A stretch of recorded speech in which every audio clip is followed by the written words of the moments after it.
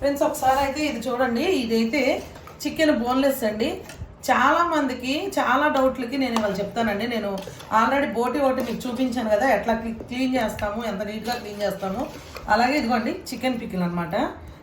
చాలామంది అనుకుంటారు, ఆర్డర్ చేసినప్పుడు అంటూ ఉంటారు, మేడం కొంచెం గ్రేవీ ఎక్కువ వేయొద్దండి, ముక్కలు ఎక్కువ వేయండి ప్లీజ్ అండి, రిక్వెస్ట్ అండి అని చెప్పి అంటారు. ఒకసారి చూడండి ఫ్రెండ్స్, ముక్కలు ఎలా ఉన్నాయో ఒకసారి చూడండి, ఎంత చక్కగా ఉందో చికెన్ పికిల్.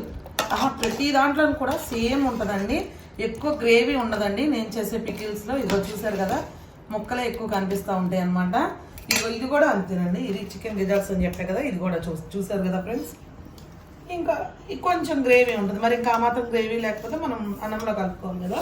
అలాగే ఫ్రెండ్స్ ఇది చూడండి, ఇది మన ఛానల్ మోగిపోతుంది అనమాట. ఇది గోంగూర బోటి చూసారు కదా, అసలు ఇది ఎంత చెయ్యి మన కలుపు రావాలి.